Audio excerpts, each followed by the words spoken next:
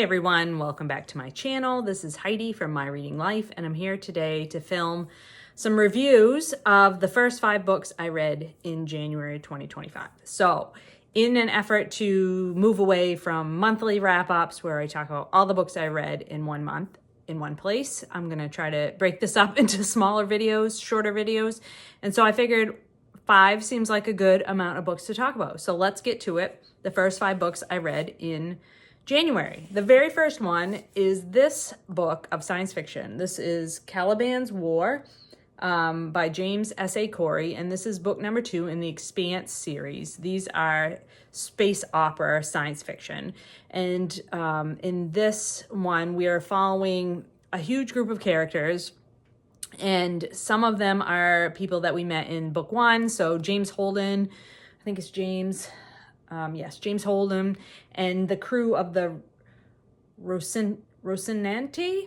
I'm not sure that I pronounced that right. So James Holden and his crew of his spaceship are back in this installment. And there's another character, a space marine, basically a marine from Mars, and a diplomat from Earth who is an elderly lady, all join forces to try to figure out what is going on with an alien entity. So the alien entity from book 1 is back in book 2, and is still causing havoc and chaos. And the different factions, so we have the Earth government, the Mars government, and then the Outer Rim government. So those are the people that have colonized the vast far reaches of space. And those 3 different governments do not play well with each other, and they are really bad at dealing with an external threat by doing some sort of collective action. And so these main characters are like trying to work on the problem together, and they all come from the different governments. So I find these really fun. They're really entertaining. There's a lot of action. There's a lot going on, and you're just basically trying to figure out the mystery of what's happening and then following the action to see if our hero can save the day again. And James Holden is sort of the piece that the rest of the story hinges around. So that's really all I want to say about that, because I don't want to give any spoilers. Fun ride. I enjoyed my time with it. I will be reading book number 3 in the series. The second thing I finished this month was an audiobook, and that was The Grey Wolf by Louise, and this is the latest book in the Inspector Gamache mystery series set in Quebec, Canada. And in this one, Inspector Gamache is, as always, trying to solve a mystery, and he and his team this time are faced with government corruption and potential environmental catastrophe in Quebec, and it kept me guessing the whole time. I really like a couple of other books in the series have dealt with an environmental issue that I really enjoy how Louise writes about that sort of issue. And in this situation, it's like potentially, many, many thousands of people could be impacted by this environmental issue. And I don't want to get into a lot of details because I don't want to spoil it for everyone. But there's characters and situations in this book that refer back to previous mysteries, and it was just fantastic. I thought it was a really good installment in the series. There's a lot of Gamache is a very deep thinker. He is sort of philosophical in his approach to his mystery solving.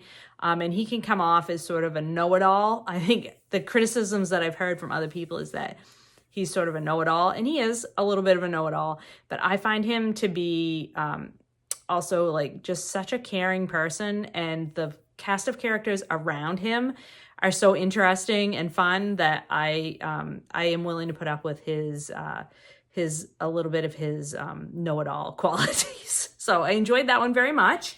The next thing that I completed was this work of nonfiction. This is Big Sister, Little Sister, Red Sister, 3 Women at the Heart of 20th Century China by Chang. This is nonfiction about 3 women that were connected with some of the most powerful men in Chinese history early in the middle part of the 20th century. This sort of brought China into modern times with Chairman Mao. So these 3 sisters were members of a wealthy family in China. They were all educated in the United States and came back. And one sister, Red Sister, becomes a communist and ends up in Chairman Mao's government when he takes control of China. Little Sister married Chiang Kai-shek, and so she was sort of First Lady of China during World War II time period. And then Big Sister is the one that married a wealthy businessman and became one of the wealthiest people in China and sort of pulled the purse strings for a lot of the actions that happened during the early and mid part of the 20th century.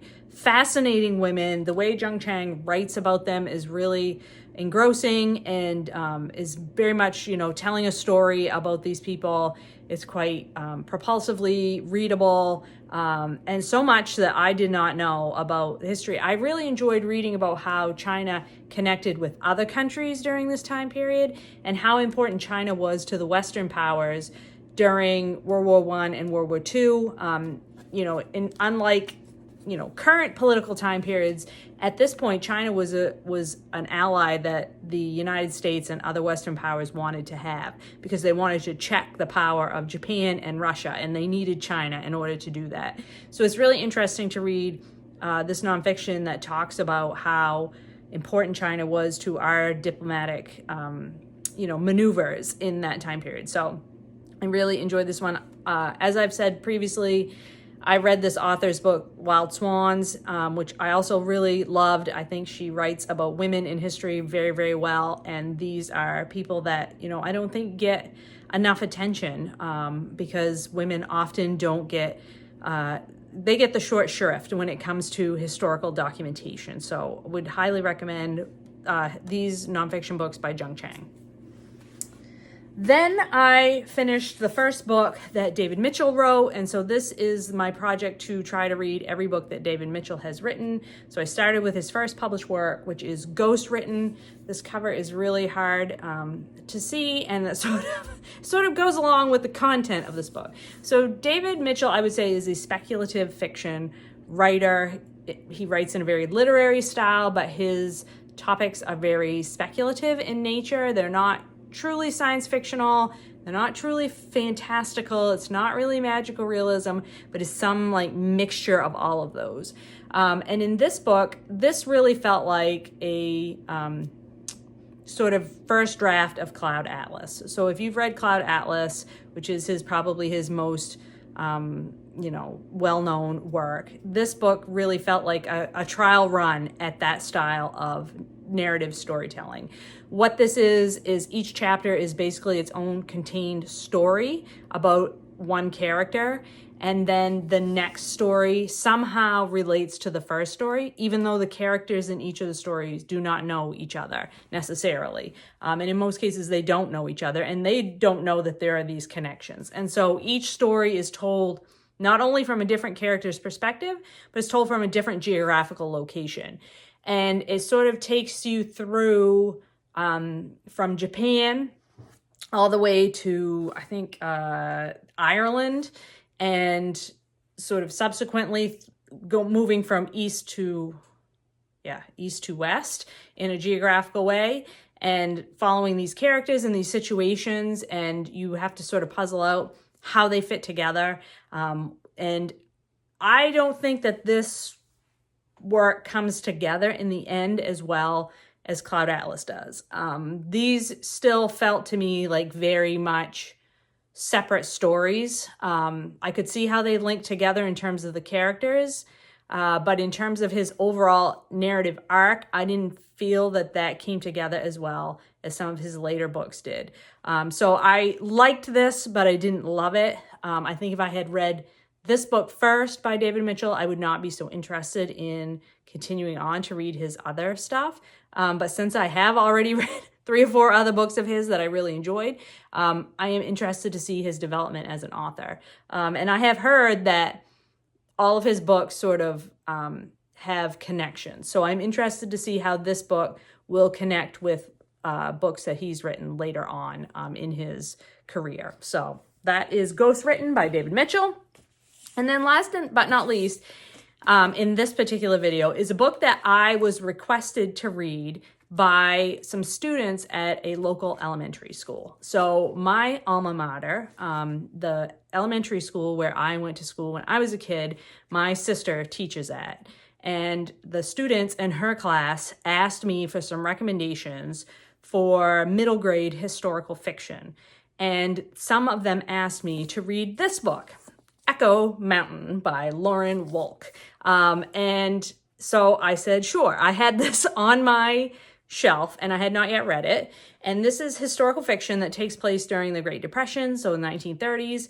We're following a family. Let me get the names right. Ellie is our main character. She's 12 years old. Her family has been forced to move from town to a mountain, a rural area on a mountain in Maine, in the Great Depression, because their parents have lost their jobs. And in order for them to survive, they need to basically homestead. They need to have a farm and be able to grow their own food and make their own, all different kinds of things, from wood and different materials in the environment.